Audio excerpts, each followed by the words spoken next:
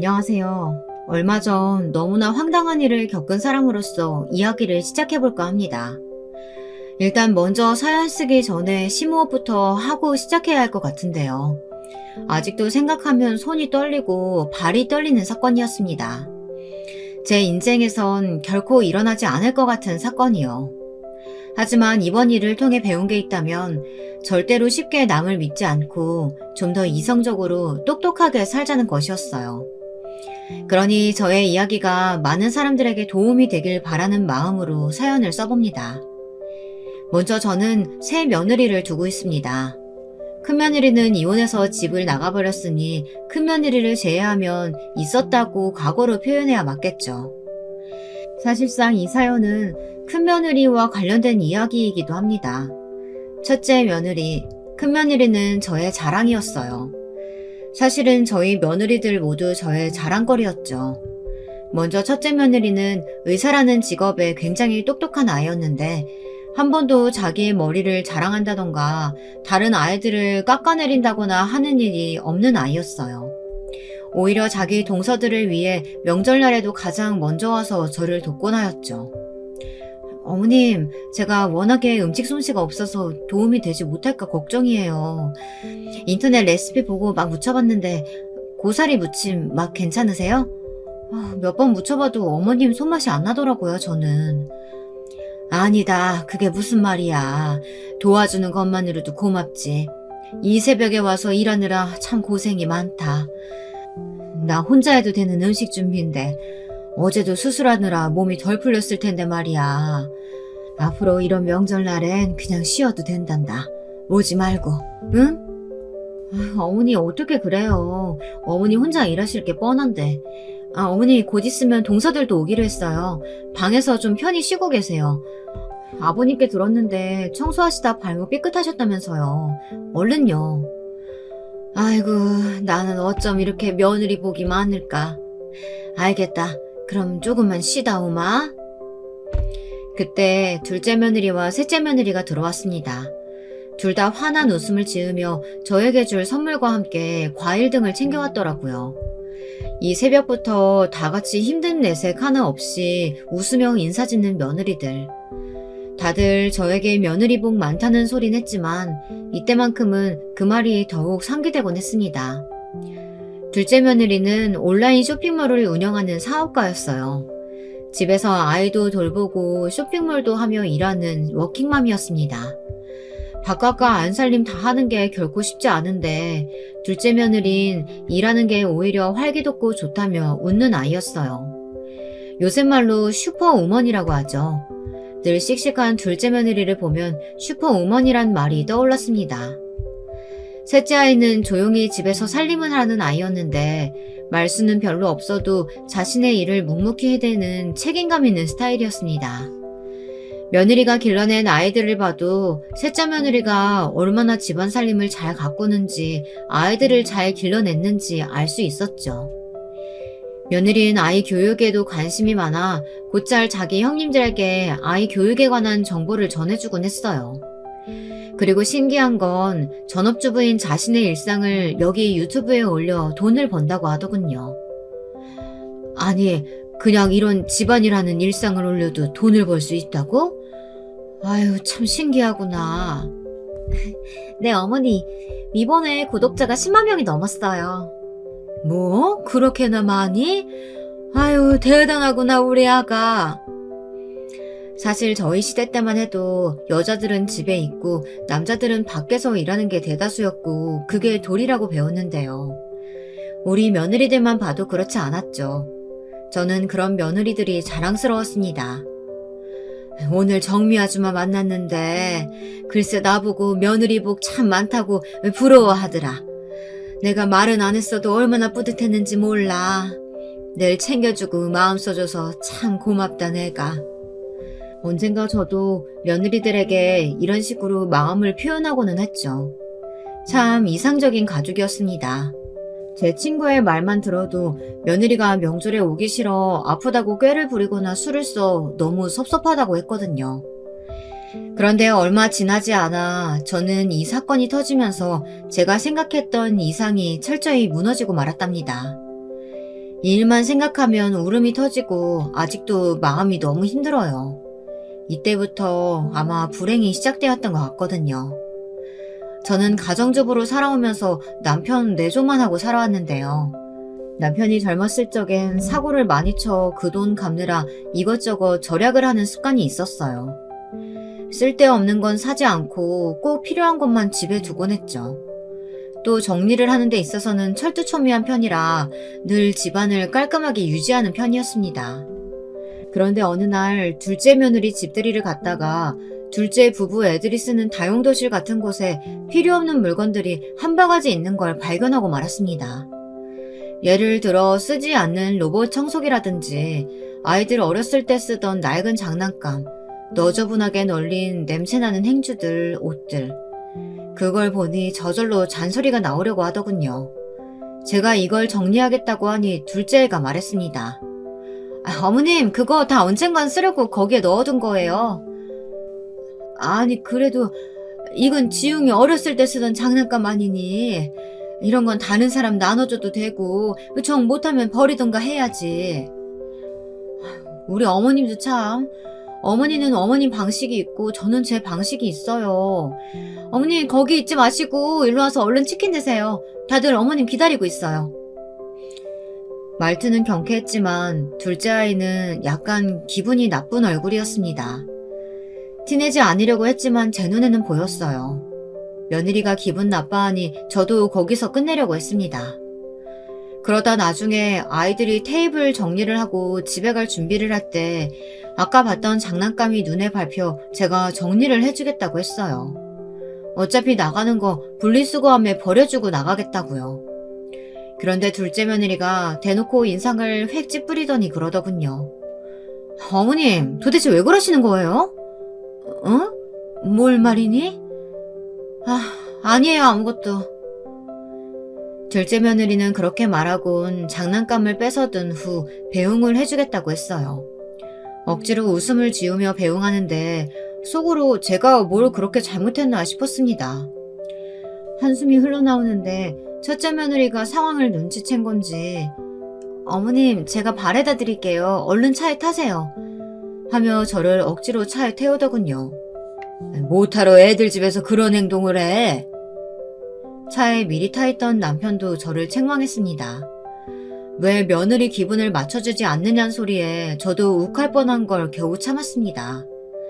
앞좌석에서 첫째 아들 눈치를 보며 앉아 있었거든요. 그런데 기다려도 첫째 며느리가 하도 오지 않아 잠깐 차 밖으로 나갔더니 주차장 어딘가에서 속닥거리는 소리들이 들리더군요. 며느리들의 목소리였어요. 들어보니 고음의 둘째 며느리 목소리, 조용조용한 저음의 첫째 며느리, 그 중간의 셋째 며느리, 구분이 되더군요. 형님, 나 진짜 짜증나 죽는 줄 알았어요. 아니 어머님 진짜 이러는 거 한두 번도 아니고 맨날 우리 집만 왔다 하면 먼지 쓸어라, 필요 없는 물건 버려라. 아니 여기가 자기 집이야? 내 집이지? 너무 황당하더라니까요.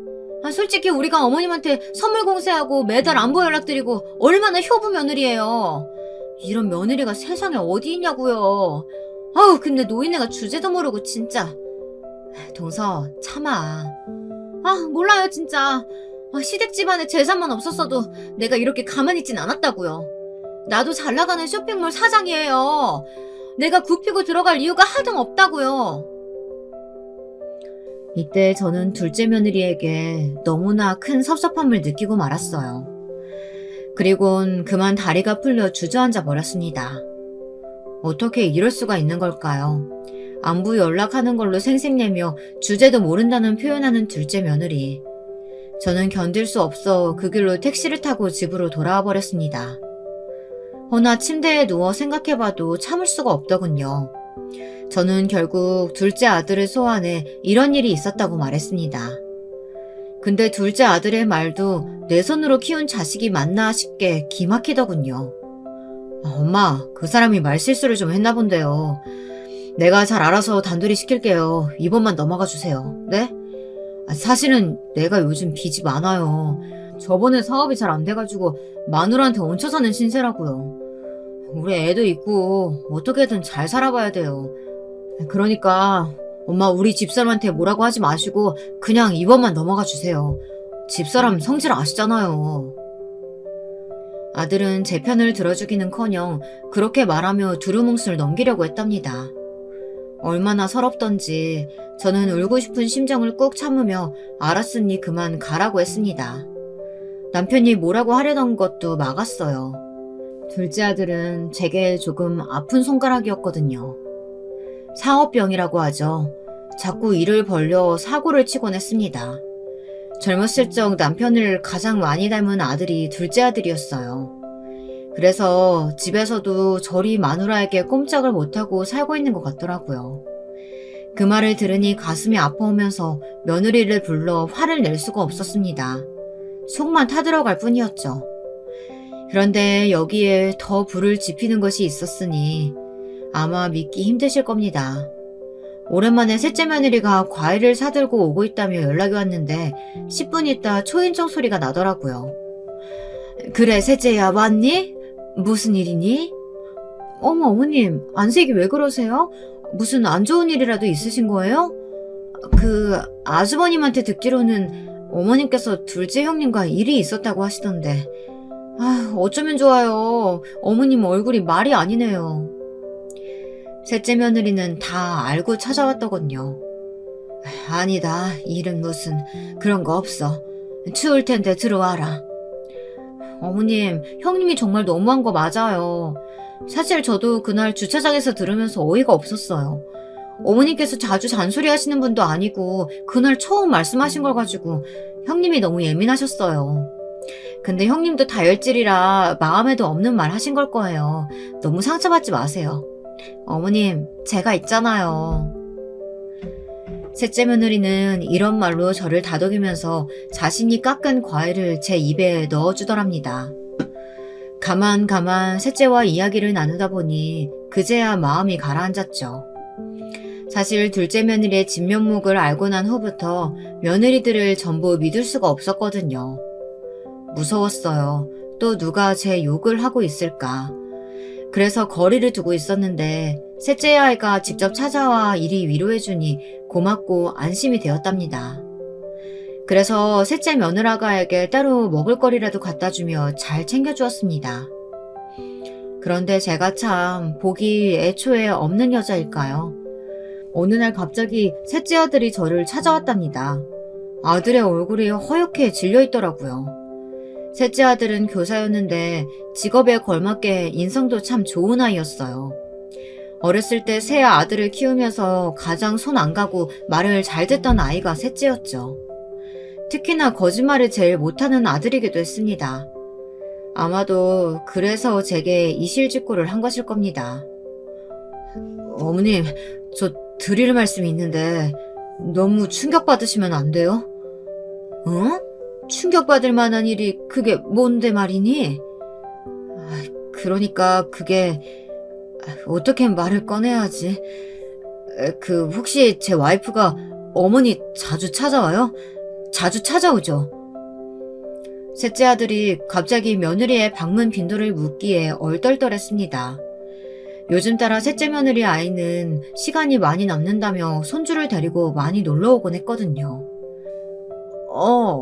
그런데 왜 그러니? 혹시 아가한테 무슨 일 있어? 이럴 줄 알았어. 엄마, 저 아무래도 그 사람이랑 이혼해야 할까봐요. 그 사람 이상한 길에 빠진 것 같아요. 이상한 길이라니? 그게 무슨 말이야? 거기다 이혼이라니? 그런 말 쉽게 하는 거 아니야.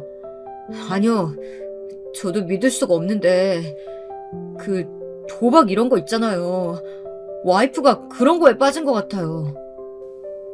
듣자마자 충격에 그만 말을 잃어버렸습니다. 세상 참 다정하고 고분고분했던 셋째 며느리가 도박에 빠졌다니. 아들은 아마도 저를 찾아오는 이유가 저에게 돈을 타가기 위해 방문할 것이라며 요구해도 절대 돈을 빌려주지 말라고 하더군요. 저는 믿을 수가 없었습니다. 셋째 며느리는 주말에 툭하면 강원랜드에 가서 돈을 탕진하고 온다고 하는데 이미 여러 번 걸렸다고 했습니다. 설마 그럴 리가. 너 제대로 알아본 거 맞아? 그럼요. 지금 그 여자가 날려먹은 돈이 몇 천이에요. 엄마, 완전히 미쳤다고요. 그리고 다음 날 어김없이 셋째 며느리가 집을 방문했는데 저는 손자를 잠시 멀리 방에 두고 물어봐야 했죠. 혹시 도박이나 이런 것에 빠졌느냐고요. 그랬더니 며느리는 극구 부인하며 어디서 그런 말을 들었냐고 하더군요. 사실대로 말해라. 지금 사실대로 말하는 게 나을 거야. 어머님, 정말 아니에요. 혹시 애아빠가 그래요? 애아빠가 오해한 거예요. 사실대로 말하래도. 제가 강하게 말하자 며느리는 그제야 입술을 떨더니 고개를 푹 수그리더군요. 아들의 말이 맞았습니다. 정말 살고 싶지가 않더라고요. 내 자식 같은 아이들이라 믿었던 며느리들이 이렇게 하나둘 다른 모습을 보여주는데 정말 충격적이었습니다. 그런데 뒤에 이어지는 며느리의 말엔 전혀 반성하는 모습이라고는 없었습니다. 어머님, 저 이왕 알게 되셨으니까 말인데요. 제가 사실은 빚이 좀 있어요. 그것 좀 갚아주시면 안 될까요? 저희 아이도 있고 이혼은 절대 못해요. 안 돼요. 그의 모르게 진 빚이라 어머니께서 어떻게 손 써주시면 안 될까요? 뭐라고? 나보고 네 빚을 갚으라고? 너 정말 제정신이니? 아니 어쩜 이럴 수가 있어. 내 아들은 너한테 한 번도 못한 적이 없는데 도대체 왜 그러는 거야? 어머님 실망시켜서 죄송해요. 저도 저희 친정엄마 같은 어머님께 죄송해요. 빚만 갚아주세요 제발. 셋째 며느리는 사실 친정엄마가 일찍 돌아가셔서 저를 더 울지하던 아이였습니다. 툭하면 제게 어머니가 저희 친정엄마 같아요 라고 수줍게 말하던 아이였죠. 그런 셋째 며느리는 계속해서 저에게 빚을 갚아달라며 빌고 난리가 났습니다. 퇴근하고 들어온 남편이 이를 보고 크게 소리를 질러 그제야 집을 나갔죠. 아마 남편이 아니었다면 계속 손주를 인질로 삼아 절대 나가지 않았을 겁니다. 빚을 갚아주기 전까지는요. 어떻게 며느리들이 하나같이 이 모양이었을까요? 난 도대체 왜 뭘 믿고... 정말 살맛 안 나네요. 내가 바보 같아요. 나도 그래. 참 씁쓸하구먼. 남편도 기분이 완전히 저기압이었습니다. 그 후 저는 완전히 수렁 속으로 걸어 들어갔어요. 믿었던 며느리 2명이 저랬으니 제가 어떻게 우울하지 않을 수 있었겠어요. 거기다 셋째 아들은 도박에 중독된 며느리와 이혼은 하지 않겠다고 하더라고요. 아이들 때문에 당장은 그럴 수 없겠다며 성인이 될 때까지만 같이 살겠다고요. 엄마, 미안해요. 내가 어떻게든 버텨볼게요. 술에 취해 기운 없이 이렇게 말하는 아들을 보니 가슴이 더 미어졌습니다. 그래, 알겠다. 대신 너무 힘들면 갈라서는 것도 괜찮아. 제가 말해줄 수 있는 건 여기까지였네요. 그렇게 한동안 수렁 속에 있던 저를 구원해준 건 첫째 며느리였네요. 사람에게 상처받은 것 사람으로 치유할 수 있다고 하잖아요. 그 사람이 저에겐 첫째 며느리였습니다.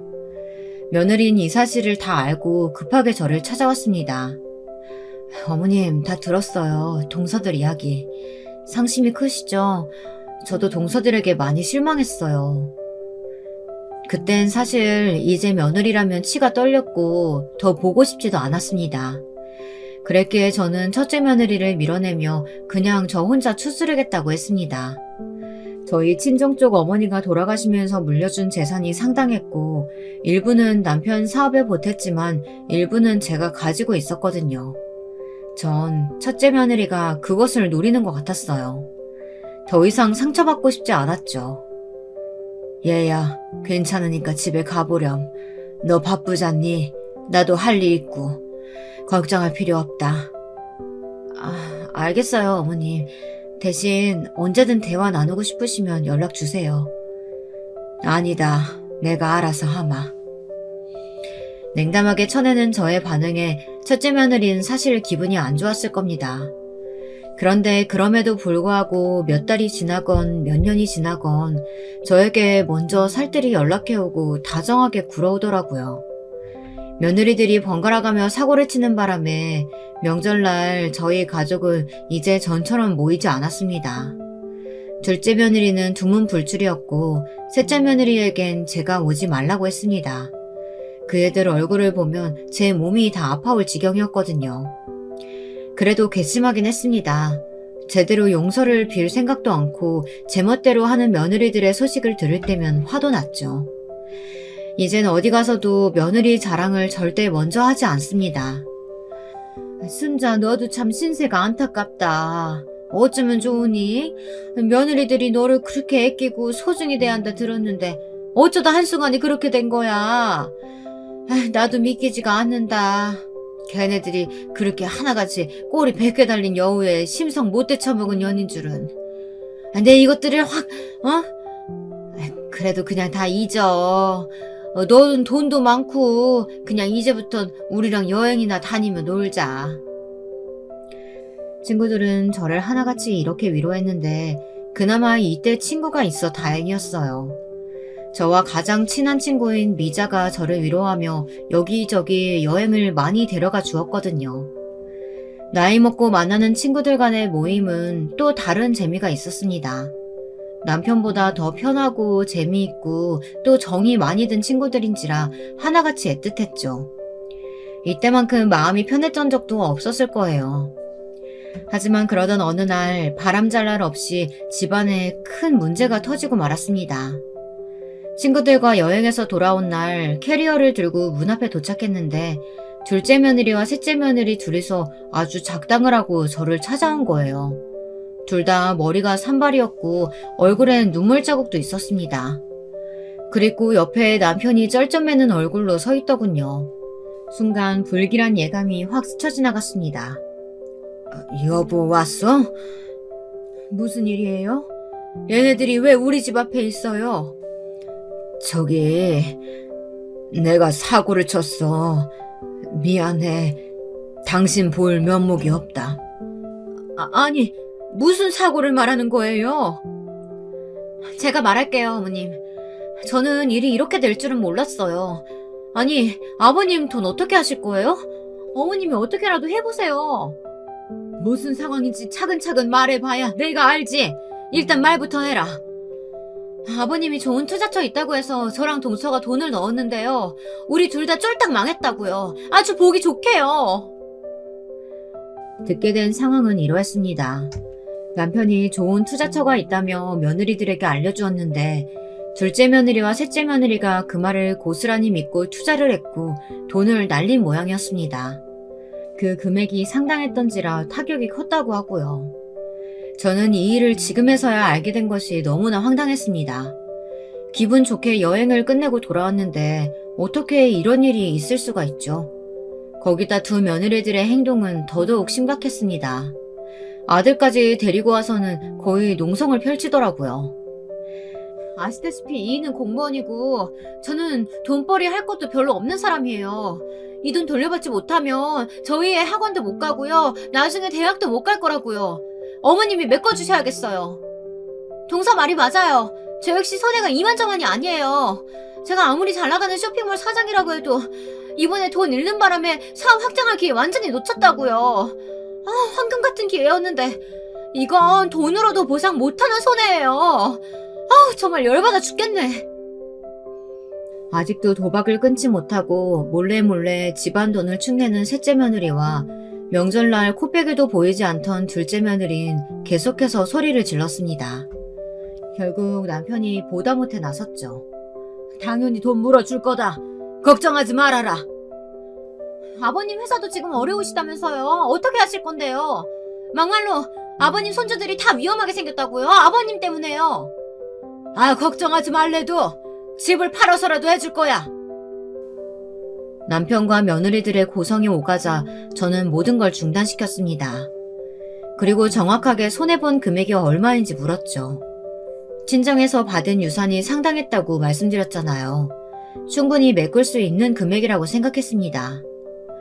셋째, 넌 도박은 끊지도 못하면서 잘도 손해를 말하는구나.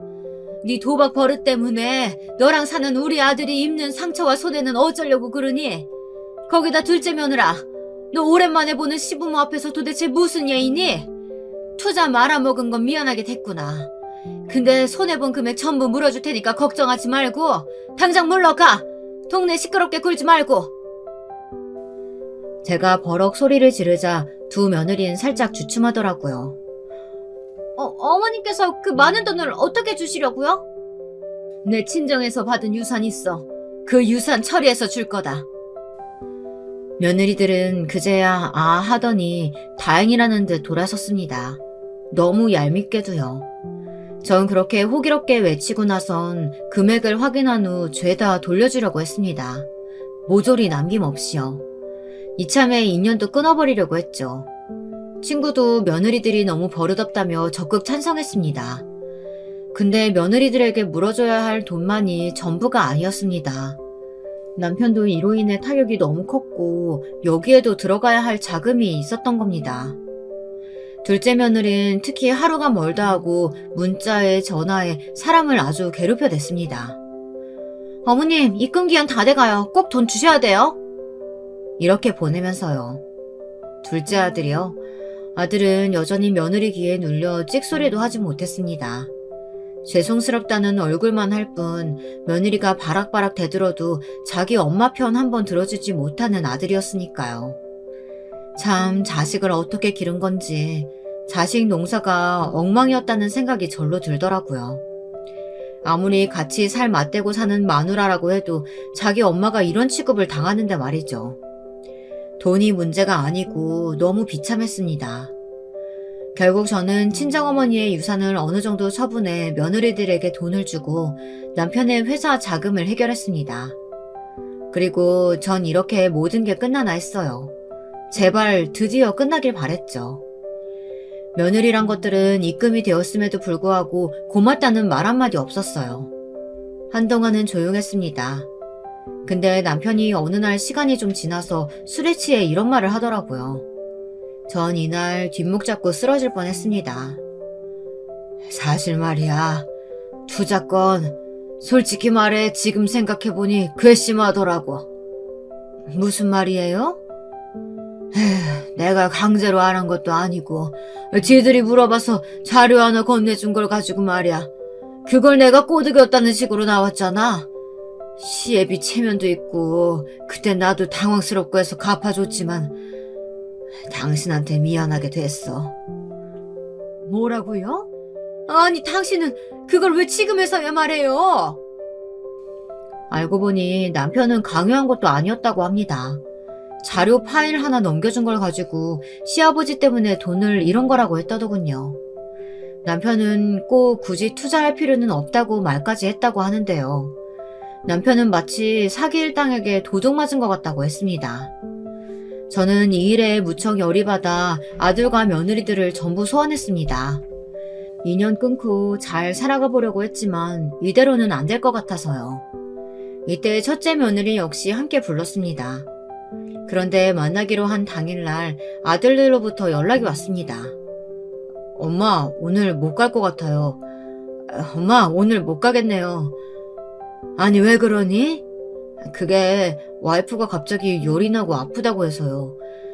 엄마, 그게 집사람이 배가 아프대요. 다음에 봬요. 웃긴 건 변명도 미스무리했습니다. 둘째와 셋째 며느린 직접 전할 용기도 없었는지 아들들을 통해 그렇게 전달해 버리더라고요. 어리타 입을 벌리고 있는 건 저뿐이었죠. 이 며느리 둘 다 왜 그러는지 알 것 같았습니다. 전 당장이라도 오라 했고 오지 않으면 유산은 없다고 엄포를 놓았습니다. 돈으로 위협하는 거 아주 유치한 일인 거 알았지만 이때만큼은 저도 참을 수 없었거든요. 며느리 2명은 쭈뼛쭈뼛 걸어 들어오더니 왜 불렀냐는 식으로 묻더군요. 저 아파요, 어머님. 빨리 말씀하고 끝내세요. 그래, 말 잘했다. 나도 너 때문에 골이 아프고 며칠 내내 죽만 먹고 지냈어. 미칠 노릇이다. 난 지금까지 네가 네 시아버지한테 투자를 강요받은 줄로만 알았다. 근데 아니더구나? 그래 놓고도 나한테 돈을 받아가? 너 정말 양심이 있는 거냐? 저는 남편에게 들은 그대로를 쭉쭉 전달했어요. 그랬더니 며느리 2명의 표정이 약간 묘하게 서늘해지더라고요. 어머님, 어쨌든 저는 당한 거예요. 그 파일만 아니었어도 제가 혹할 일은 없죠. 그렇지 않아, 동서? 맞아요, 형님. 그리고 저희는 진짜 사정이 어려워서 달라고 한 거예요. 둘째 며느리는 뻔뻔하게 나왔고 셋째 며느리는 둘째의 모습에 힘입어 자기도 맞장구를 쳐댔습니다. 저는 안 된다고 친정의 유산이니 다시 돌려내라고 말했습니다. 결국 니들 선택에 투자한 것이니 다시 달라고요. 그리고 만약 주지 않는다면 법정으로 가게 될 거라는 말까지 했습니다. 강하게 말해야 두 며느리들이 돈을 돌려줄 것 같았기 때문이에요. 네? 어머님, 무슨 말도 안 되는 소리 또 하시네요. 어머님은 모성애라는 것도 없으세요? 엄연히 아버님 때문에 돈 잃은 거예요. 며느리랑 자식 불쌍하지도 않아요? 여보, 한마디 해봐. 엄마, 이미 주신 돈이고 하니까 저희가 그냥 쓰면 안 될까요? 죄송해요. 엄마, 근데 이 사람도 힘들어하고. 너 지금 이 애미랑 장난하는 거냐? 내가 너희들을 어떻게 키웠는데 며느리 말이라고 꼼짝도 못하고 부모한테 이딴 대접을 하는 거야. 셋째, 너도 그렇다. 가장 얌전하고 부모 말이라면 순종했던 네가 어떻게 이럴 수가 있냐. 너무 섭섭하고 서럽구나. 정말 내가 전생에 무슨 죄를 지었길래. 나는 이제 니들 얼굴 평생 안 보고 살련다. 아들도 없다 치고 살겠어. 네 아버지도 같은 생각이야. 남편도 동의를 하는 표정으로 고개를 끄덕였습니다. 근데 이때였어요. 제가 분을 못 이겨 눈물이 줄줄 흐르는 것도 모른 채 말을 하고 있을 때 조용히 있던 첫째 며느리가 나선 것입니다. 두 며느리들의 뺨을 차례로 때린 것이에요. 보고 있던 저도 깜짝 놀랐습니다. 동서들 정말 너무하네. 어머님이 이 정도까지 하셨으면 말귀를 알아들어야지. 어머님이 동서들한테 잘해준 거 다 잊었어? 아무리 어머님과 사이가 틀어졌다고 해도 어떻게 이렇게까지 해? 어머님 지금 쓰러지기 일보 직전인 거 안 보여? 자네들이 사람이야? 나도 이제 더 이상 동서들을 한 가족으로 생각할 수가 없어. 첫째 며느리는 눈물까지 흘리고 있었습니다. 그러면서 절 대신에 바락바락 소리를 지르더라고요. 그 순간만큼 첫째 며느리가 그렇게 고마울 수가 없었습니다. 며느리는 거기에 이어 돈을 다시 돌려내라며 난리를 쳐댔어요. 첫째 아들, 우리 장남도 여기에 합세했습니다. 지켜보고만 있었는데 안 되겠다. 너희들 부모님이 해주신 수고, 고생 다 잊은 거야? 어머니가 얼마나 우리를 고생하며 키웠는데 난 너희한테 단단히 실망했다. 재수씨들도 그래요. 적당히 하셔야죠. 지금 우리 엄마 아버지한테 뭐 하는 짓들입니까? 뻔뻔하기 그지없네요. 남편도 하지 못한 것을 첫째 아이 부부가 대신 해주었죠. 며느리는 돈을 돌려주지 않으면 변호사를 선임하겠다고 했고 아들도 수단과 방법을 가리지 않겠다고 했습니다. 결국 저는 돈을 다시 돌려받았습니다. 이대로 인연 끊길 줄 아세요. 저희도 돈 없는 노친네들 볼 생각 없어요. 얼마나 없으면 자식한테 준 돈을 다시 받아내려고 하세요?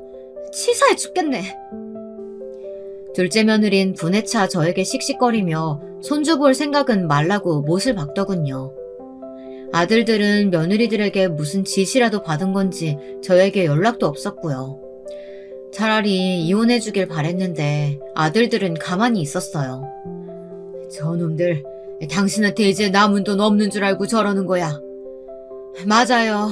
나한테 돈이 있었는 걸 알면 저러지 않겠죠. 상실감과 슬픔은 컸습니다. 그래도 저는 그 와중에 첫째 부부가 생각이 많이 났어요. 특히 첫째 며느리요. 살갑게 대해주지 못했던 우리 첫째 며느리가 저만큼이나 제 마음을 헤아리고 있었다는 사실에 놀랐습니다. 저는 어느 날 밖에서 식사를 함께 하자며 며느리를 따로 불렀습니다. 그리고 고마운 마음을 담은 돈을 전달했어요. 고맙구나. 그날 네가 내 편 들어준 게 정말 고마웠어. 그간 쌀쌀맞게 대해서 미안하구나. 내가 마음이 너무 상해 있어서 그랬단다. 아니에요, 어머님. 다 이해해요. 어머님께서 동서들에게 얼마나 실망하셨겠어요. 저라도 그랬을 거예요. 셋째 며느린 따뜻한 말로 저를 달래주다가 다 잊자며 제 손을 꼭 붙잡았습니다. 그렇게 저는 화기애애한 분위기에서 첫째 며느리와 헤어졌습니다. 며느리와는 그 후로도 계속해서 연락을 주고받았어요. 가벼운 안부 인사부터 시작해서 장문의 메시지도 보내며 마음을 나누었습니다. 그해 겨울은 첫째 며느리 덕에 참 따뜻했죠. 당신 요즘 얼굴이 좋아 보여. 며느리가 잘해줘서 그런가 봐? 남편은 그런 저를 보고 좋아 보인다며 다행이라고 말했습니다. 첫째 며느리는 실제로도 저와 남편을 이끌고 외식도 자주 했었는데요. 그래서인지 남편과의 사이도 더 좋아졌어요. 명절날 모이는 식구는 적어졌지만 이 정도로도 만족했습니다.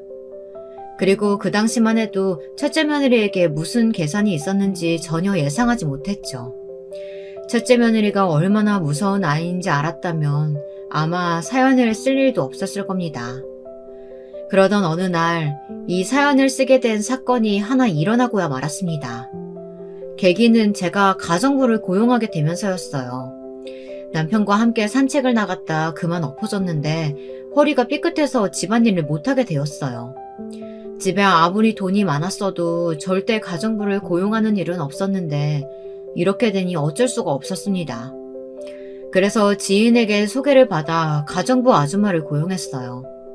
저보다 10살이 어렸는데 손도 야무지고 아주 꼼꼼하게 집안 청소도 해주시더라고요.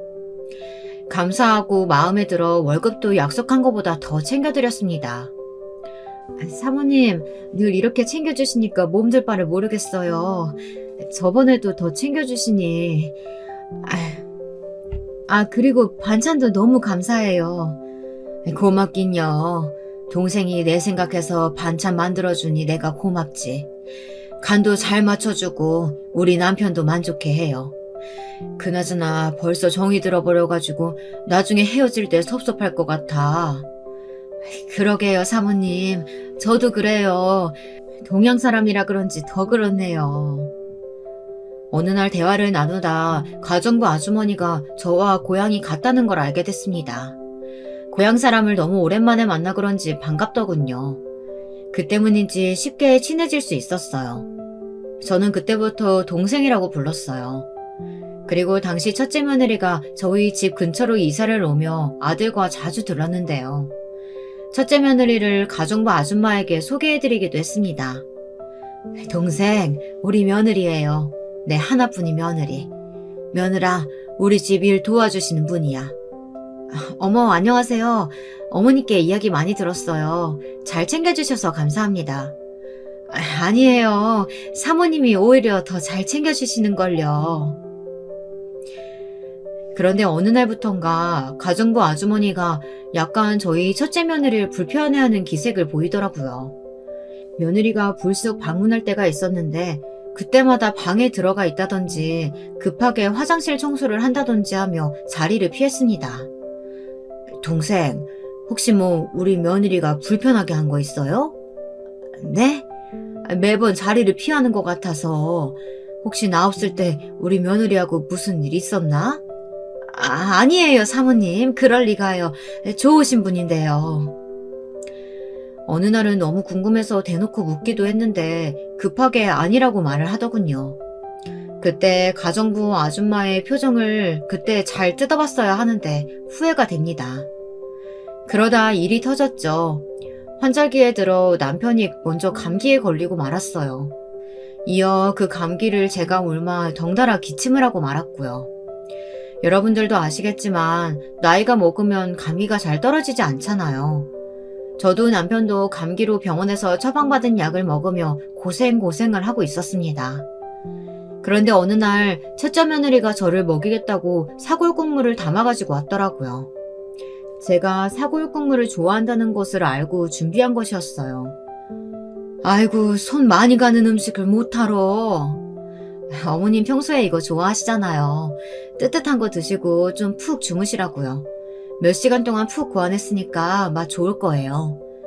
아유, 정성이 고마워서라도 다 먹어야겠구나. 고맙다. 며느리는 냄비에 한 번씩 더 끓여 드시라 말하고는 그렇게 총총 미소를 지으며 사라졌습니다. 저는 우리 며느리가 끓여준 거라며 가정부 아주머니에게 그 사골 국물을 데펴달라고 전했고요. 그리고 뜨끈한 국물을 먹을 생각에 침대에 누워 저녁이 되길 기다리고 있는데 갑자기 둔탁한 소리가 들리더라고요. 놀라서 다급히 뛰어가 보니 가정부 아주머니가 쓰러져 있었습니다.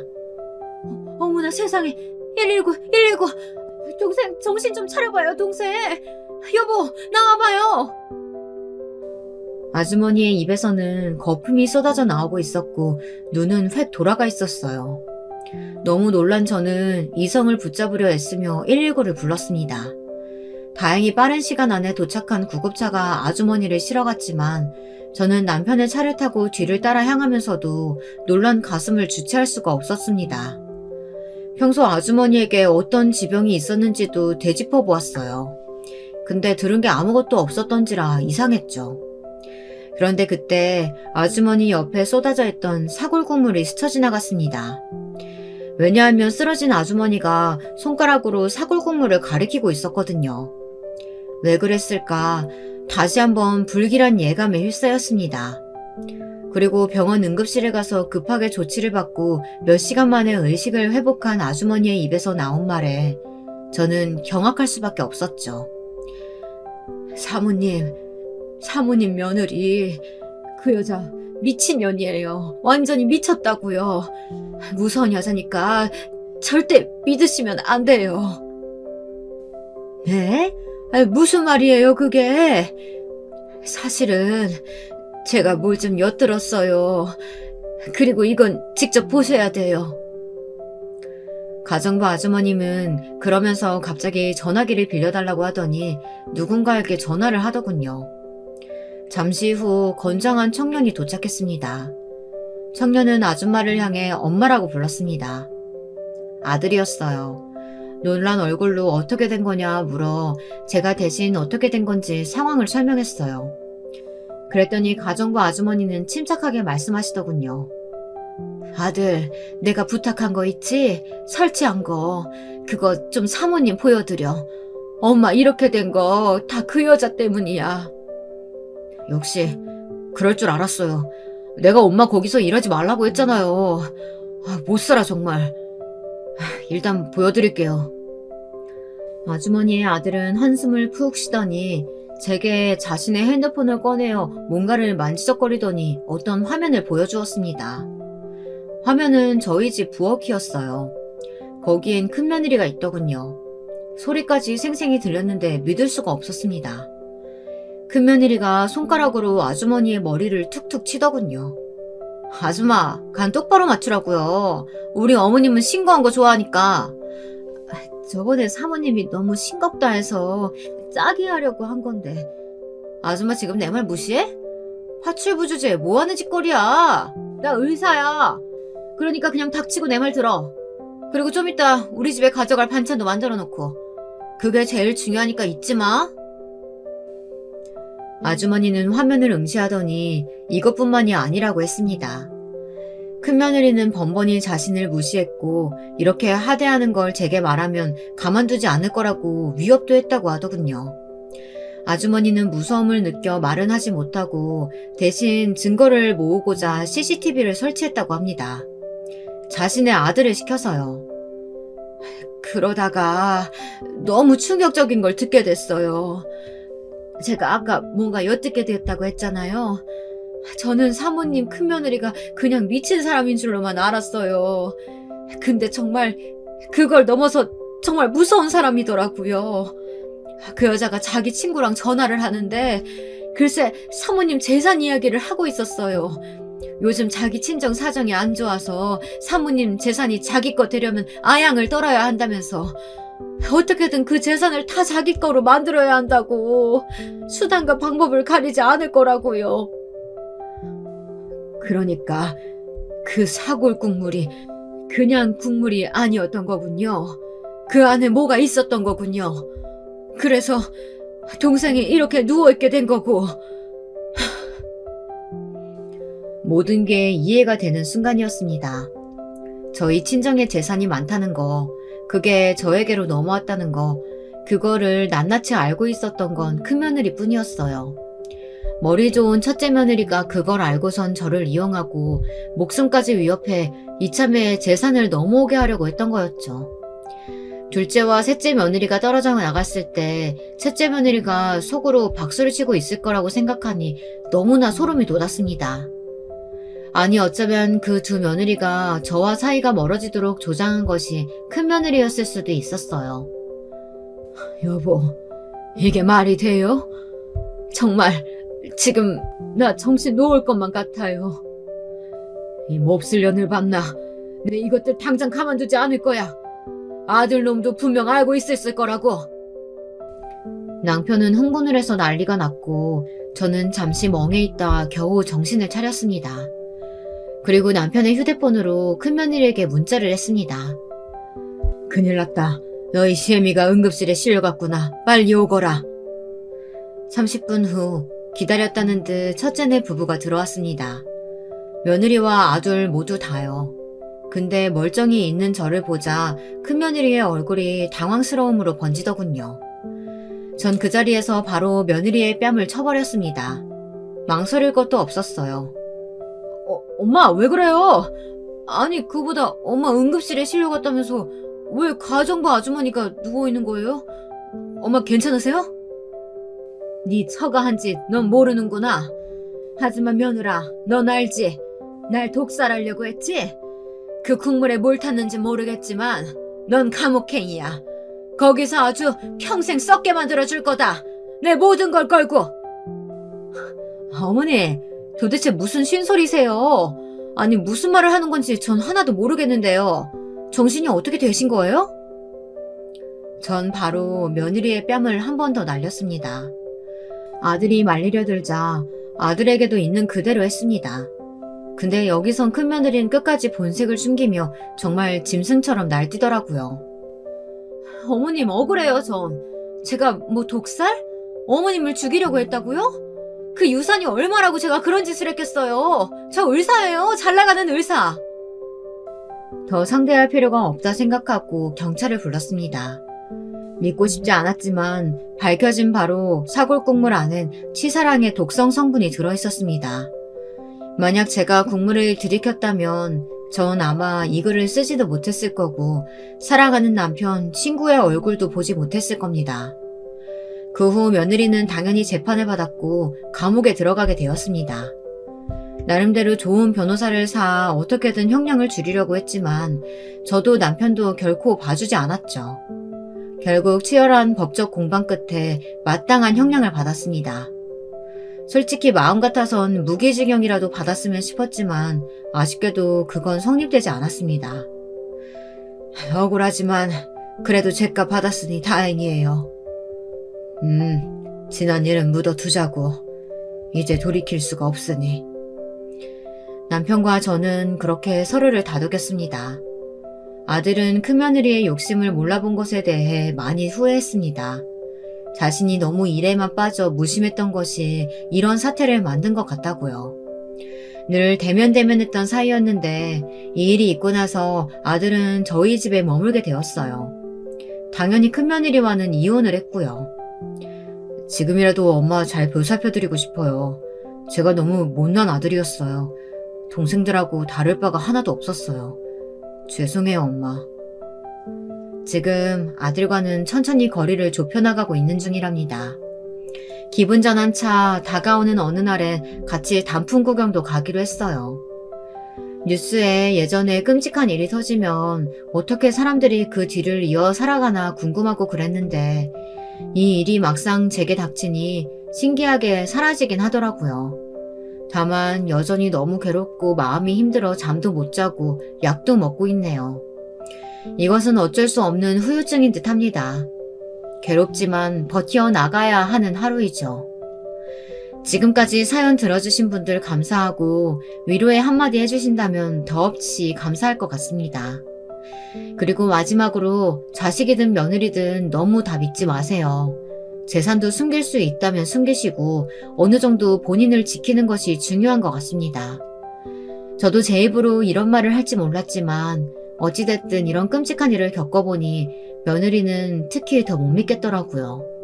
만약 아들이 재혼해 누군가를 또 데려온다고 해도 말이죠. 여러분들에겐 이런 일이 부디 없길 바라며 가정에 화목만 있길 바라며 글을 마무리하겠습니다. 다들 추운 날씨에 감기 조심하세요.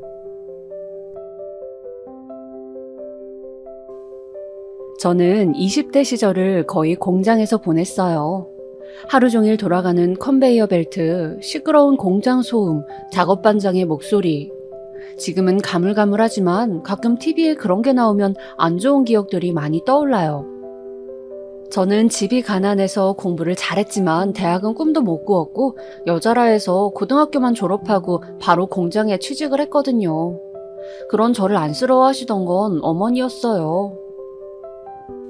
아이고, 우리 용이가 똑 부러지고 뭐든 잘하는 애인데 남자로 태어나지 못한 게 아쉽다.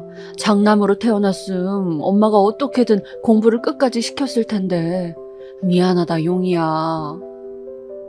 아니에요 엄마, 그런 말 마세요. 나 공장에서 월급도 받고 열심히 살고 있어요. 하는 일도 만족하고요.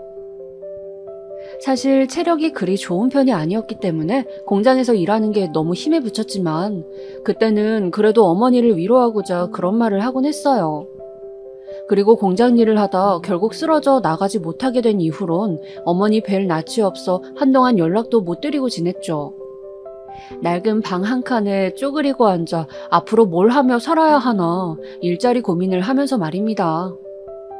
그런데 사람이 죽으라는 법이 없는지 그때 제 처지를 안쓰럽게 여겨주시던 주인 아주머니께서 내려오셔선 어머 왜 그래 처녀?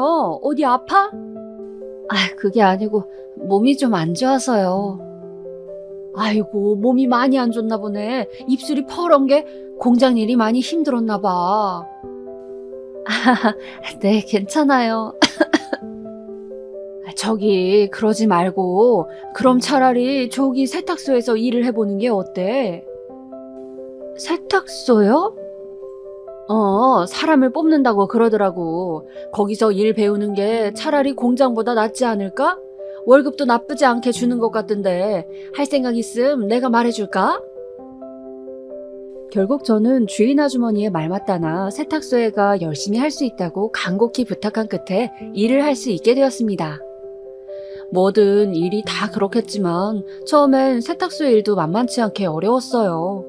처음 하는 일이라 실수도 많았고요. 특히 가장 난감했던 건 옷을 다리면서 모르고 구멍을 낸다든지 단추를 이상하게 꼬매 욕을 먹는 그런 일들이었어요. 아니 이거 내일 면접인데 어쩔 거예요? 죄송합니다. 제가 변상해드릴게요. 정말 죄송합니다. 아이고 사장님, 우리 직원애가 일 배운 지 얼마 안 돼서 그래요. 한 번만 너그러이 생각해주세요. 제가 변상해드릴게요. 그런데 그 시절 저는 인복이 참 많은 사람이었던 것 같아요. 세탁소 아주머니께서는 제가 어떤 실수를 하시든 간에 절대 제 월급에서 한 푼도 깎지 않고 모두 자신이 돈을 내주셨어요. 그러면서 사람은 누구든 다 실수하면서 배우는 거니 울지 마라 고 말씀해 주셨죠. 그런 아주머니의 배려 덕분에 저는 더 열심히 성실하게 일을 배워나갔어요. 조금이라도 가게에 보탬이 되기 위해서였죠. 그러다가 남편을 만나게 되었습니다. 남편은 뭐랄까 유머가 있는 사람이었어요. 그 시절의 남편을 생각하면 늘 웃는 상이었고 유머를 던져 분위기를 밝게 만드는 사람이었죠. 거기다 언젠가부턴 은근슬쩍 저에게 호감을 던지었기에 세탁소 아주머니도 저 사람하고 잘 되면 좋겠는데 하고 말하곤 했어요. 이거 요 앞 슈퍼에서 샀는데 하나 사니까 하나 더 주더라고요. 드세요. 저기 자꾸 이러시면 부담스러운데. 안 드시면 놓고 갈 거예요. 처음에야 낯을 가렸지만 남편은 꽤나 적극적으로 애정 공세를 하였고 저는 어느 순간부터 남편에게 호감을 느껴 서로의 부모님을 뵙는 자리까지 가게 되었습니다. 사실 저는 가난한 환경에서 자란 것과 달리 남편 쪽은 부유했고 남편 역시 대졸자로 번듯한 회사까지 다니고 있는 사람이었어요.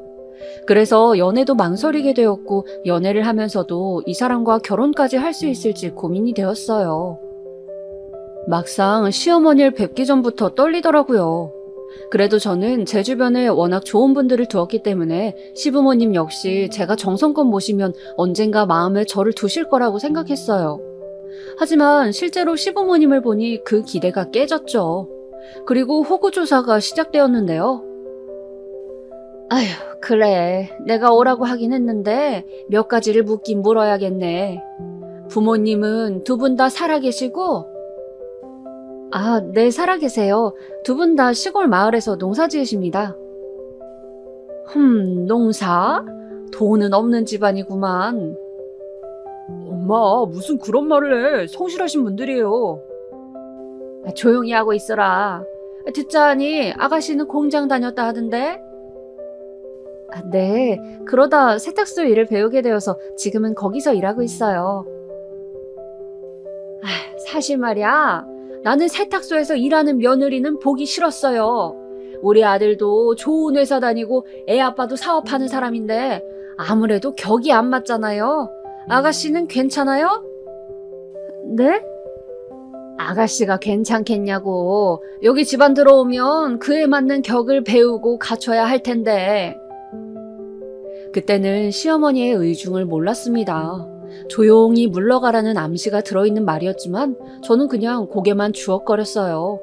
며느리 되면 잘 모시겠습니다 라는 말을 하면서요.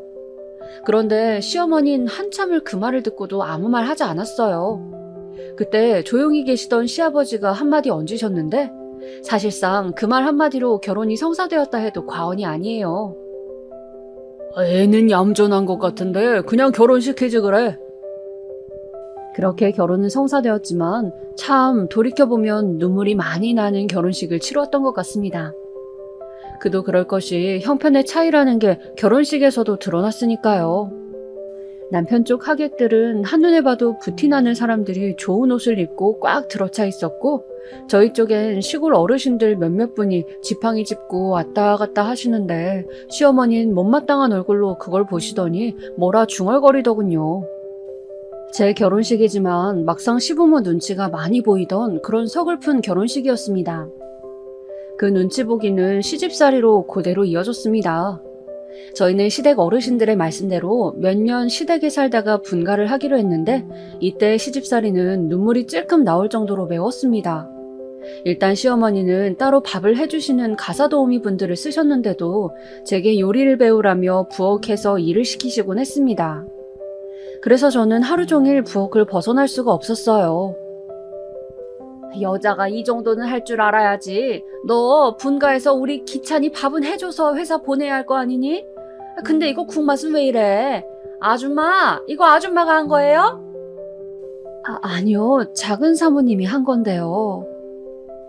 아휴, 얘, 너 이거 국 좀 먹어봐라. 못하고 서 있어? 얼른 한 그릇 떠먹어보라고, 국자로. 네. 맛이 어떠니? 먹을만 하니?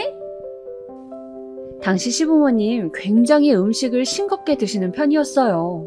그래서 적당히 가늘에 국을 끓여도 그걸 가지고 한 소리를 하시더라고요. 제가 말을 못하고 있자 음식도 못한다며 쯧쯧거리고 주방을 나가시는데 순간 서러움이 물밀듯 물려왔습니다. 가사 도우미분들이 괜찮냐며 제 어깨를 다독이셨을 정도였죠. 제게 탈출구는 남편과 함께 쓰는 방이 아니었습니다. 안 쓰는 식기들을 모아두고 있는 작은 창고가 있었는데 5평도 안 되는 작은 창고 먼지 더미 속에서 쭈그려 앉아 있는 것이 가장 마음이 편했어요. 그 외 어디에도 제 공간은 없었어요. 거기다 시어머니만 이러는 게 아니었죠. 형님과 아주버님이 하던 사업이 잘 안 돼 시아버지 사업을 같이 하기 위해 두 분이 잠시 시댁에 살게 되셨는데 그때 시어머니의 차별은 말도 못했습니다. 저는 그래도 처음에 형님을 좋아했어요. 동서, 오늘 일 나가면 방 청소 좀 부탁해. 그 탁자 위에 있는 거는 건들지 말고. 서류들인데 동서가 봐도 모를 거야. 네, 알겠습니다. 아, 그리고 오늘 집에 늦게 들어올 것 같은데 따로 밥 좀 준비해 줄 수 있을까? 근처 그 시간에 먹고 올 데가 마땅히 없어서. 미안해, 부탁 좀 할게. 네, 그럼요. 편히 갔다 오세요. 우리 동서 항상 고마워. 동서 없었음 어쩔 뻔했나 싶어. 저는 그때까진 형님이 저를 정말 가족으로 동서로 생각하시는 줄 알았어요. 낯가림이 많고 수줍은 저와는 달리 밖에서 남자들처럼 일하고 다니며 자기 할 말 다 하는 형님의 모습이 멋져 보이기도 했죠.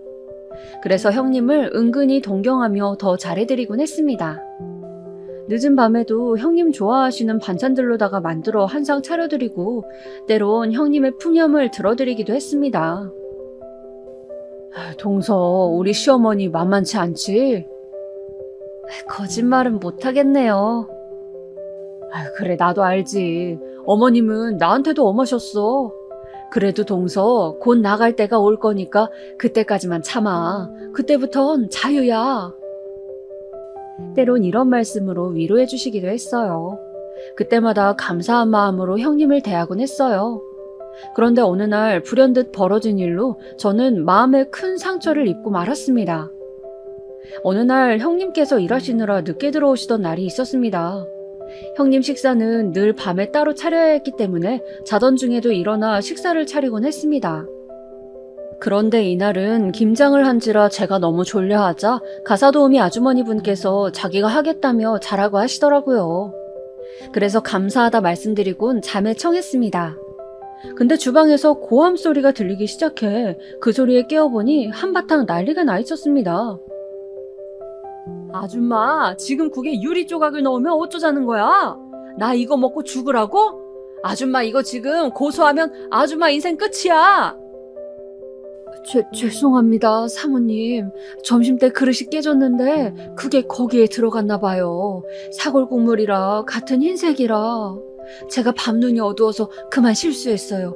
죄송합니다. 살려주세요.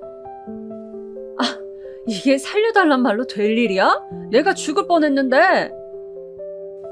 그제야 형님 성격을 알게 되었는데 형님은 굉장히 다혈질이더라고요. 자기의 안전에 무척 예민하신 분이었고요. 한번 열이 받으니 화라산처럼 불타올라 막 소리를 치시는데 가사도우미 분은 아무 말도 못하고 울고만 계시더라고요. 우는 그분의 모습이 딱하고 저에게도 책임이 있는 것 같아 나섰습니다. 형님, 제가 원래 차려야 하는 식사인데 사람이 바뀌어 이런 실수가 생긴 것 같아요. 원래 아주머니 밤눈 어두우신 거 저도 알고 있었는데 미처 생각 못했어요. 죄송해요, 형님. 지금 밤이니까 내일 얘기하시는 건... 지금 동서, 나 훈계하니? 네? 나 훈계하냐고? 형님, 어떻게 제 뺨을... 몇 초 뒤 알았지만 제가 형님에게 뺨을 맞았더라고요. 너무 놀라 말을 잇지 못하고 있는데 형님은 불붙은 얼굴로 계속해서 고함을 내질렀어요. 내가 동서동서거리면서 잘해주니까 진짜 가족으로 인정받은 것 같아? 착각하지 마. 너 우리 집 며느리 아니야. 어디 감히? 형님, 무슨 말씀이세요? 형님 저를 보면 친동생이 생각나신다고 그러셨잖아요. 사람이라고 다 똑같은 사람이 아니야. 농사 짓는 집안 출신 며느리랑 나랑은 애초에 같지 않다고. 그러니 네가 부엌에서 이딴 수발이나 들고 자빠져 있는 거지. 그날의 형님의 말에 저는 아무 말도 못했어요. 말 한마디 한마디가 가시가 되어 저를 찌르는데 너무 고통스럽더군요. 그 자리에 힘이 풀려 주저앉아 버렸는데 남편이 그제야 잠에서 깨어 달려와 허둥지둥 저를 일으켰어요. 형님에게선 어떠한 사과도 받을 수 없었습니다. 허나 그 후 더 기막히고 서러웠던 건 시어머니의 반응이었습니다. 그래, 근데 뭐 어쩌라는 거니? 엄마, 이건 형수님께서 전적으로 잘못하신 일이고 사과를 해야 될 일이에요. 너가 원래 식사당번이었다며. 그럼 네가 해야 할 일을 안 해 이 사단이 벌어진 거 아니니? 뺨 맞는 거 가지고 유난 떨지 말아라. 일하다 실수하다 보면 뺨도 맞고 하는 거다. 저는 가족인데요. 저는 여기서 일하는 사람이 아니라고요. 그런데 그때 저도 모르게 속삭이듯 이 말이 튀어나왔어요. 너 뭐라 했니? 저는 가족이에요. 며느리고요. 형님께서 어떤 연유이시든 뺨 때린 건 잘못하신 일이라 생각합니다. 형님께서 사과하는 거 제가 원하는 건 그뿐이에요. 너 원래 성격이 이렇게 유난스러웠니? 성격 한번 까탈스럽다. 꼭 사과인지 뭔지를 받아야 네 마음이 풀리겠단 거야? 대체 무슨 애가 그런 쇠고집을 부리는 게야? 그거 아주 못된 심보다. 아니? 때리신 건 잘못하신 거예요. 아마 그때가 제가 처음으로 이 집안의 서열에 반발을 들었던 때였던 것 같아요. 지금도 그 순간을 회상하면 심장이 벌렁벌렁하지만 잘했다는 생각도 한편으론 들었던 순간이었습니다.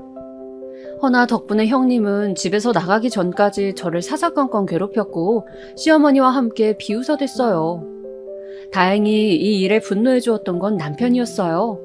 제가 도저히 못 참겠다고 남편 붙잡고 하소연하자 남편은 말없이 그걸 듣더니 독립할 준비를 시작했어요.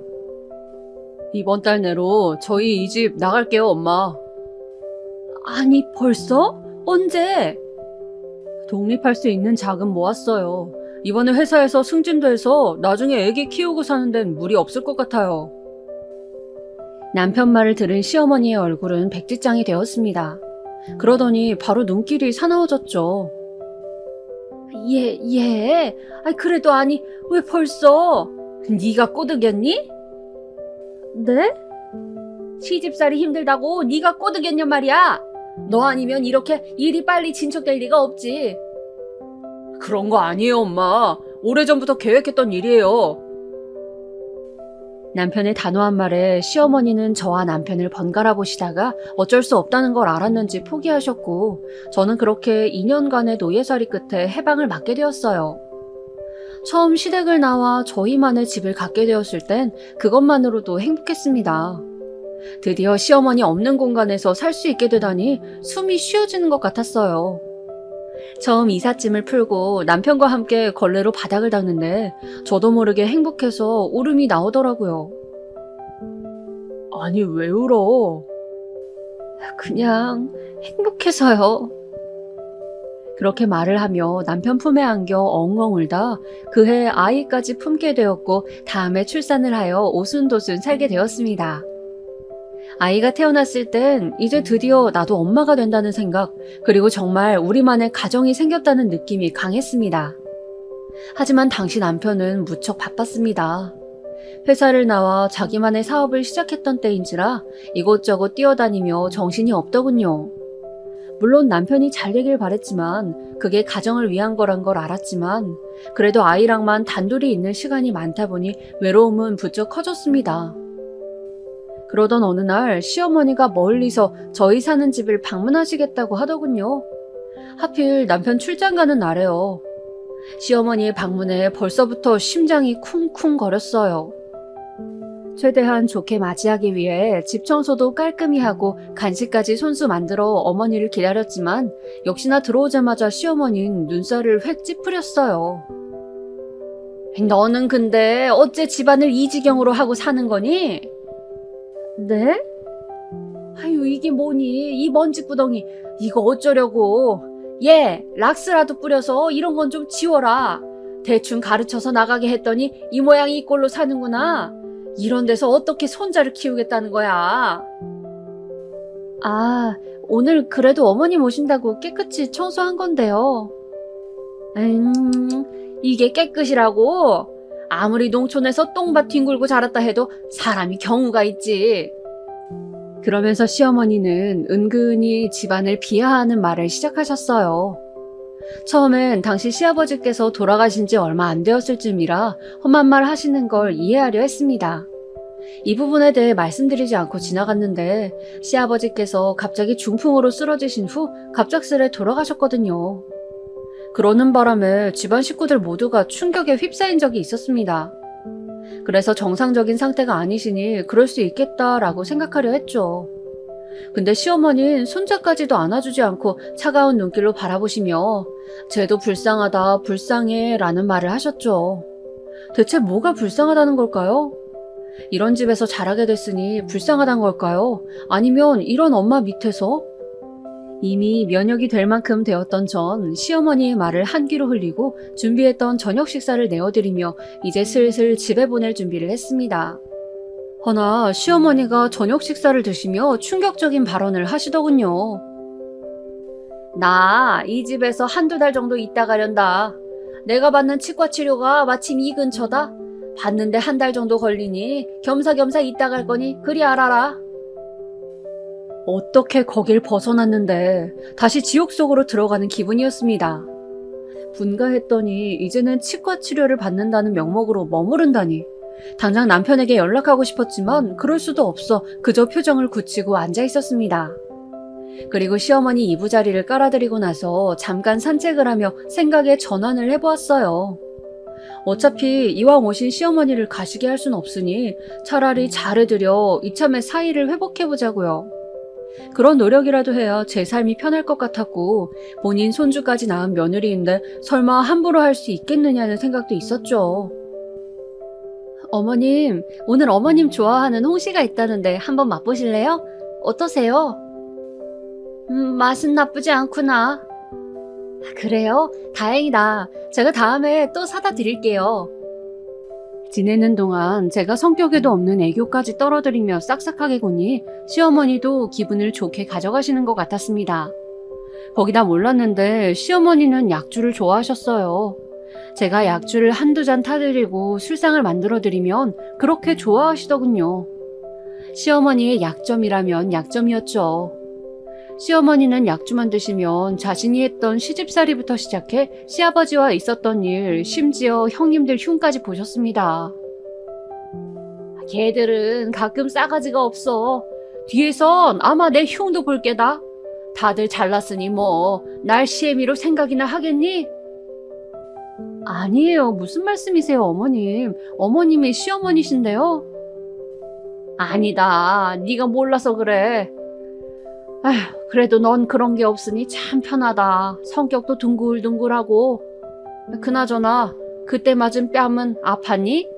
큰며느리가 때린 뺨 말이다. 아, 그거요? 마음이 아팠죠. 그랬구나. 미안하다. 나도 그날은 큰며느리 눈치 좀 봤어. 걔가 자기 편 안 들어주면 아주 지랄을 해대는 성격이란 말이다.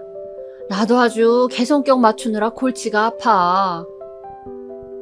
시어머니는 심지어 그날의 일까지 사과하셨어요. 근데 그 말을 들으니 괜히 눈물도 나고 마음도 뭉클하더라고요. 우리 시어머니가 그래도 날 마음에 담아두고 계셨구나. 지옥 같은 한 달일 줄 알았지만 그렇게 약주를 같이 해드리며 친해진 시어머니는 상당히 인간적으로 저를 대해주기 시작하셨어요. 물론 본인 손주도 이뻐해 주셨고요. 그러니 저도 시어머니 모시는 게 훨씬 전보다 마음이 편했죠. 하지만 일은 시어머니가 살던 곳으로 돌아가시기 전날 터지고 말았습니다. 그날은 시어머니가 집에 있는 게 답답하다며 저에게 밖에 나갔다 오자 하더군요. 근데 마침 눈도 내리고 길이 얼어붙어 혹여나 다치실까 걱정이 되었습니다. 어머님, 저 다른 날 가면 안 될까요? 지금 길이 많이 미끄러울 텐데. 아니다, 괜찮아. 나 잘 걸어. 게다가 네가 같이 가주잖니. 내가 이렇게 부탁한다. 집에 있으니 너무 답답해서 그래.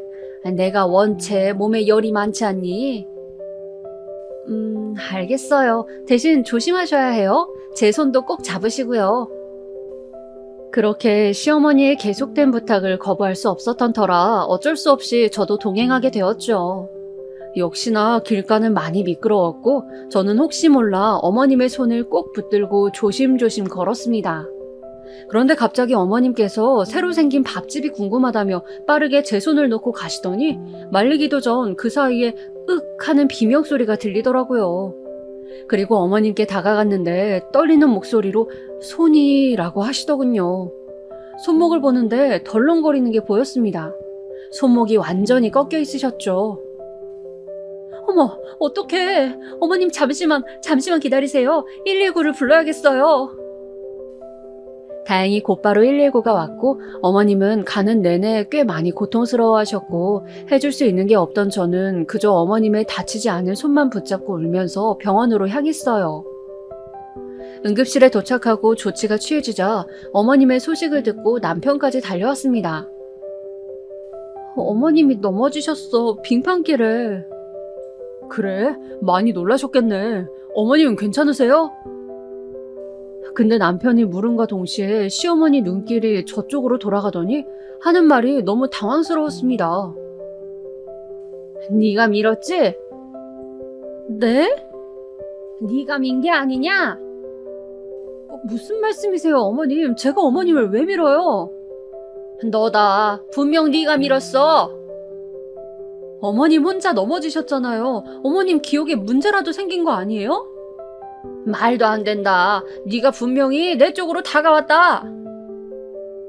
그때 알았어야 했어요. 어머님 정신에 문제가 있다는 것을 말입니다. 그걸 모르고 저는 계속해서 아니라고만 답변하기 바빴죠. 근데 제가 아무리 아니라고 해도 시어머니는 급기야 제 남편에게 112에 저를 신고해달라 하더군요. 여기서 더 가관이었던 건 남편이 저를 믿지 않았던 겁니다. 남편은 정말로 제가 시어머니를 민 게 아니냐고 묻더라고요. 물음이라기보단 사실 거의 추궁에 가까웠습니다. 그래, 당신이 바빴으니 나와 어머님 사이 오해할 수 있어요. 근데 아니에요. 나 정말 안 그랬어요. 내가 이걸 왜 해명하고 있어야 하는지도 모르겠는데. 그래, 네 말 다 알겠는데 솔직히 모르겠다 나는. 절 못 믿겠다는 남편의 말, 저 역시 단단히 실망할 수밖에 없었습니다. 어떻게 같이 살부비고 사는 여자가 누군가를 밀었을 거란 그런 흉악한 짓을 했을 거라고 생각할 수 있단 말인가요? 여러분들이 저라면 어떠실 것 같으세요? 그 뒤 저와 남편의 사이는 완전히 멀어졌고 이젠 필요한 대화 이외엔 나누지도 않는 사이가 되었죠. 아이가 연결고리가 되어주지도 못했습니다. 남편은 회사가 바쁘다며 밖으로 나돌았고 매일 밤 술에 취해 골아떨어져서 거실 바닥에 누워 자곤 했으니까요. 심지어 시어머니는 한 번씩 남편에게 전화해 제 흉을 보기도 했습니다. 조심해라. 쟤 무서운 애니까. 어제는 내가 꿈을 꿨는데 쟤가 음식에 뭘 타고 있더라. 그런 말을 듣고 있자니 저도 너무 스트레스를 받았고 제대로 된 양육도 하지 못했습니다. 그러다 보니 부부싸움도 많아졌습니다. 당신 애 보기에 너무 관심 없는 거 아니야? 제발 일찍 좀 들어와요. 나도 혼자 애 보는 거 힘들어요. 가정주부면 애 보기도 당신 일 아니야? 그러라고 내가 월급 갖다 주는 건데 뭐가 힘들다고 징징거려. 어디 네가 돈 벌어볼래? 아주 복에 겨워가지고. 뭐라고요? 당신 지금 뭐라 했어요? 복에 겨운 소리 좀 하지 말라고. 내가 당신이 우리 엄마한테 한 짓만 생각해도 치가 떨려. 그래도 내가 아무 말 안 하고 참아주잖아. 당신 설마 내가 아직도 그랬을 거라 생각해요? 당신 정말 미쳤어? 아마 결혼 생활 중 저의 가장 큰 적은 시어머니도 아닌 남편이었을 겁니다. 가장 사랑을 줬던 존재가 등을 돌려 알 수 없는 존재로 변해버리고 말았으니까요. 남편은 가정주부란 이유로 저를 무시하고 비난했습니다. 아마 제가 조금이라도 젊은 시대에 태어나더라면 이혼을 생각했을 겁니다. 혼자라도 어디서든지 애 키우고 살 자신은 있었어요. 근데 아이한테 붙여질 꼬리표가 무서워 죄 짓는 것만 같아 그럴 수가 없었습니다. 게다가 시댁 스트레스도 한몫했죠.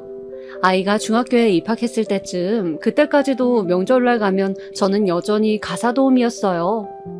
가면 과일 깎고 요리하고 설거지하고 주방 이모들과 일하는 건 저뿐이었죠. 형님 2명은 거실에서 시어머니와 수다를 떨기 바빴고요. 그러던 어느 날엔 큰형님과 작은형님이 저를 불러 거실에 앉아보라 하더니 아이 교육에 대해 묻더라고요. 동서는 얘 학교 어디 보낼 거야? 그래도 명문고등학교는 보내야지. 명문고요? 저는 그냥 동네 고등학교 보낼 생각이었어요. 아이가 공부에 아직은 크게 관심이 없어서요. 흥미가 생기면 시켜주려고요. 참, 동서도 세상 돌아가는 거 모른다. 동서 애도 동서처럼 키우려고? 네? 그게 무슨 말씀이세요? 동서 공장에서 일했다며 그런 인생 살게 할 거냐고. 아니, 나도 영훈이만 생각하면 안타까워 그러지. 거기다 동서 뱃속에서 나왔으면 지능도 그저 그럴 텐데 공부라도 많이 시켜야 하지 않겠어? 저를 생각하며 하는 말이라 했으니 일단은 올라오는 화도 참았어요. 어른들 계시는 자리였으니까요. 근데 이런 일은 종종 일어났어요. 우리 영훈이를 볼 때마다 시어머니는 쯧쯧하며 혀를 찾고 형님들은 저에게 계속 자기들이 생각하는 교육관을 주입시켰어요. 그것도 꼭 저를 비꼬면서 말이죠. 동서, 부모로서 져야 할 책임이란 게 있는 거야. 영훈이 저 머리로 명문고라도 안 가면 나중에 후회한다니까? 지금이라도 영어 공부도 좀 시키고 어쩜 동서는 그리 책임감이 없는 거야? 제가 그렇다니까? 뭐든 지 맘대로다. 유전자를 저딴 거 줬으면 노력이라도 해야지. 결국 폭발한 제가 싸늘한 한마디를 던져 두 형님의 입을 막아버렸죠. 제 아들 일, 제 일이니 알아서 할게요. 그러니 어머님도 형님들도 아무 말 하지 마세요. 솔직히 형님들이나 시어머니에겐 말 안 했지만 우리 영훈이 학교에서 공부 무척 잘하는 아이였어요. 선생님들도 하나를 알면 열을 이해하는 영재라는 말을 하곤 했죠. 굳이 이야기할 필요성을 느끼지 못해 말하지 않았지만 그것도 모르면서 나불대는 시댁 식구들이 정말이지 얄미웠습니다. 하지만 어차피 우리 영훈이가 좋은 대학에 들어가면 자동으로 알게 될 테니 아무 말 안 하고 있었죠. 역시나 우리 아들이 최고 명문대에 들어가니 다들 입이 벌어져 어떻게 교육시킨 거냐 묻고 난리가 났죠. 동서 대단한데? 아니 나 우리 둘째 영어학원 보내야 하는데 어디 보낸 거야? 좀 알자. 학원은 따로 안 보냈어요. 그냥 알아서 혼자 공부했어요. 저희 영훈이 어렸을 때부터 워낙 영재 소리 듣고 자라서요. 영훈이가 영재 소리를 들었다고? 아니 동서 그걸 왜 말 안 했어? 그냥 말할 필요성을 못 느껴서요. 제 말에 두 형님 눈이 모두 동그래졌고 그제 어깨가 으쓱해지는 기분이었어요. 남편도 제가 자식 교육 하나는 잘 시킨 건 인정하더라고요. 허나 좋은 일과 안 좋은 일은 왜 한꺼번에 터지고 마는 걸까요? 아니면 제 팔자가 그렇게 박복한 걸까요? 영훈이가 대학교에 입학한 그 해 저는 가슴에 멍울이 잡혀 설마 하다가 병원을 가 검사를 받았는데 충격적인 검사 결과가 나오고 말았습니다. 검사를 듣자마자 그 자리에 주저앉고 말았죠. 유방암이십니다. 유방암이요? 의사는 조금 시기가 늦었기 때문에 가슴을 모두 절제해야 한다고 하셨고 여기에 새로 가슴을 만드는 성형수술까지 하자고 하셨습니다. 제 나이 또래들이 유방암에 많이 걸린다는 이야기를 들었지만 막상 암 진단을 받으니 정신적인 충격이 더 컸던 것 같습니다. 제가 참고 살아온 세월이 모두 암덩어리가 되어 돌아온 것만 같았죠. 하염없이 눈물만 흘리며 진료실에서 나왔어요. 그런데 그런 저를 보고도 남편은 야, 가슴 잘라내면 된다며. 별것도 아닌 것 같고 청순 떨긴. 너 때문에 돈이 얼마나 나갔는진 아냐? 검사 비용만 얼마였는 줄 알아? 어휴, 거기다 성형 비용까지. 성형은 보험 적용도 안 돼. 이렇게 말하더군요. 남편 말은 그냥 무시하고 집에 와 서글픔에 주섬주섬 입원할 준비를 했습니다. 대학에 가 있는 아들에겐 수술이 끝나고 소식을 전해주었고요. 그런데 아들이 저를 보러 온 날 마침 시어머니와 남편도 같이 왔더군요. 말은 못되게 하셨지만 그래도 며느리 수술이라고 왔다고 생각했습니다. 와주셔서 감사합니다. 그래 쉬어라. 나도 온 김에 건강검진도 받고 그러려고 온 거다. 하지만 시어머니의 목소리는 어딘가 차가웠죠. 이상함을 느끼다 어머니께서 남편과 저녁을 먹고 오겠다 하길래 저는 진통제를 맞고 잠을 청했습니다. 그런데 잠들어 있는 와중 두 사람의 목소리가 어렴풋이 들리더라고요. 저도 모르게 그 목소리에 귀를 기울였는데 자는 줄로만 알고 이어갔던 두 사람의 대화는 복귀하기 싫을 만큼 끔찍했어요. 너 얼른 새장가 들어야겠다. 네? 새장가 들라고. 얘 가슴 잘라내고 몇 달 뒤 또 성형하고 그래야 한다며? 그 돈이 다 얼마니? 거기다 한 번 암 걸린 사람은 또 걸릴 확률도 높아요. 사지가 멀쩡해도 데리고 살까 말까 할 판에 무슨 암 걸린 여편네를 데리고 살아? 너 평생 병수 바랄래? 근데 애가 있어서 아시잖아요. 영훈이 어차피 다 컸잖아. 성인인데 니들 갈라서는 게 뭐 문제 되겠니? 이러다 발목 잡히면 큰일 난다. 이때 제거해야 돼. 지금 안 떼내면 나중에 힘들어진다. 엄마 말 들어. 아휴, 알겠어요. 엄마 말도 일리가 있네요. 생각해 볼게요. 그리고 두 사람이 나갔는데 제 눈이 그제야 떠졌어요. 그제야 정신이 차려진 느낌이었습니다. 뜨겁게 차오르는 배신감이 수술의 통증도 가뿐하게 눌렀어요. 입안에 모래알을 머금고 하루하루 속이 타들어가는 기분이었죠. 그런데 그로부터 일주일 후 정말 운명이라고밖에 볼 수 없는 일이 일어났습니다.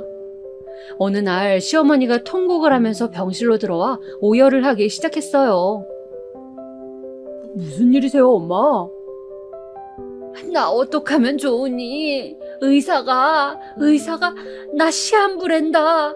6개월 남았대. 간암이랜다. 네, 뭐라고요? 아니, 그게 정말이에요? 내가 만나봐야겠어요. 갑작스레 들려온 소식에 놀라긴 했지만 오열하는 시모를 보니 이상하게 마음은 차분해졌습니다. 남편은 의사를 만나고 오더니 새파랗게 질린 얼굴로 시어머니를 붙잡고 그러더군요. 엄마 어떡해요? 알고 보니 시어머니는 간암 말기였고 이미 손을 쓸 수 없는 상태였습니다. 간은 침묵의 장기인지라 그 징후를 알기가 힘든데 오랜만에 저 만나러 병원 온 김에 건강검진을 받았던 시모가 청천벽력 같은 소식을 알게 된 거였죠. 이 소식에 아주버님의 형님들까지 모두와 눈물을 떨구며 슬퍼했습니다. 하지만 여기서 인간의 본성이 한 번 더 드러나더군요. 시어머니가 죽음을 목전에 앞두니 잠시 슬퍼하던 형님들과 아주버님들이 먼저 발빠르게 움직이기 시작한 거죠. 바로 재산 정리를 하자고 말입니다. 너네들 죽어가는 내 앞에서 꼭 이렇게까지 해야겠니? 엄마, 그게 아니고요. 확실히 해야 할 건 해야 하니까 그런 거예요. 엄마도 죽고 나서 우리가 재산 때문에 싸우는 거 원치 않잖아요. 맞아요, 어머님. 저희 모르세요? 저희가 그간 얼마나 어머님을 각별히 모셨어요. 그 점을 생각해 주셨으면 좋겠어요. 어머님, 마지막 가는 길까지 저희가 옆에 있어 드릴게요. 그러니 재산만 편하게 정리해 주세요. 자식들이 돌아서고 형님들이 그런 말을 하자 시어머니는 손을 부르르 떨며 벌컥 성을 내었습니다. 내가 살아생전 니들한테 어떻게 했는데 이럴 수 있냐? 니들이 사람이야? 엄마, 왜 그렇게 예민하게 반응하세요? 그냥 어차피 했어야 할 재산 정리 지금 하자는 건데. 그러니 미리 좀 해주시지. 어머님, 근데 재산 정리하실 때 당연히 장남이 많이 가져가게 해주실 거죠? 어머니께서도 저번에 저한테 따로 그렇게 말씀해 주셨잖아요. 뭐야? 장남? 장남이란 놈이 지금 나 죽으라고 제사 지내고 있는데 뭘 줘? 돈 줄 생각 없으니까 다 나가라! 시어머니는 그렇게 형님들과 아주버님들을 모두 물러가게 한 후 땅바닥에 엎드려 한탄하셨습니다. 근데 그 틈을 남편 놈이 비집고 들어가더라고요. 엄마 서럽죠? 여하튼 형들은. 엄마, 난 엄마 재산에 관심 없어요. 나랑 그냥 여생 잘 마무리해요. 내가 엄마 모시고 여행 갈게요. 우리 엄마 고향집에 가 있어요. 고맙구나. 고마워. 너밖에 없다. 정말이지 콩가루도 이런 콩가루가 없었습니다. 평소엔 어머님 하며 모시던 형님들은 물론이거니와 그래도 정상이라 생각했던 아주버님들까지 모두 돈에 혈안이 되더군요. 거기다 남편놈, 암 걸린 아내를 버리려 하더니 이제는 죽어가는 자기 엄마 돈까지 탐내다니 확실히 사람은 아니더군요. 남편은 시어머니를 데리고 여행하겠다고 했지만 분명 유리하게 재산을 타내려는 속셈이 분명했고 그걸 모를 리 없는 형님들은 난리가 나 여행을 가지 못하게 막아섰습니다. 결국 시어머니는 그 과정에서 많은 스트레스를 받으셨는지 예정된 기간보다 일찍 세상을 떠나고 말았습니다. 재산에 관한 유언장도 없이 말이죠. 장례식장에선 아무도 시어머니를 위해 울어주지 않았어요. 남편도 아주버님도 모두 서로를 노려보며 유산 관련 재판을 준비하고 있었죠. 문득 제게 너무나 많은 상처를 주었던 사람이지만 그 말로가 그만큼 쓸쓸하고 비극적이라는 생각이 들었습니다. 오히려 시어머니의 죽음에 대해 가장 많이 생각하는 사람은 저뿐이었습니다. 그리고 장례가 끝난 후 저 역시 이혼을 준비했어요. 더 이상 이 끔찍한 소란 속에 있을 수 없겠더라고요. 수술한 몸이라 각별히 몸을 조심해야 하긴 했지만 그때부터 변호사를 만나 상담을 받으러 다니기 시작했어요. 그리고 남편의 사생활에 대해 먼지까지 탈탈 알아본 결과 몇 가지 사실들을 알게 되었는데 이 증거들이 재판에서 이길 수 있도록 만들어줬습니다.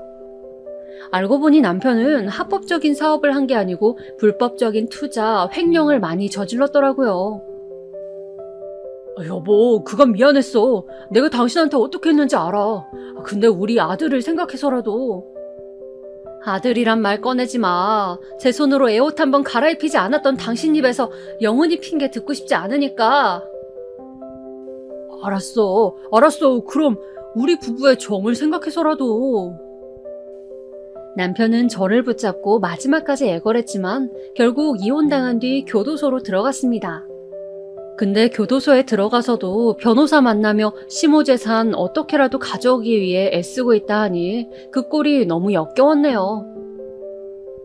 지금 저는 아들과 함께 국내 여행을 다니고 있습니다. 아들이 대학 졸업반이라 취업하면 시간이 없을 것 같다며 떠난 여행이네요. 경치도 감상하고 아들과 좋은 시간도 보내고 이렇게 글을 쓰며 과거를 회상하니 그간의 세월이 정리되는 기분이네요. 어떻게 들으셨을진 모르겠지만 너무 바보같이 참았다고 생각하여 미워하지 마시고 응원의 메시지 부탁드릴게요. 저는 또 한 명의 시청자로 돌아가 여러분들의 사연을 들으며 조용히 응원하고 있겠습니다.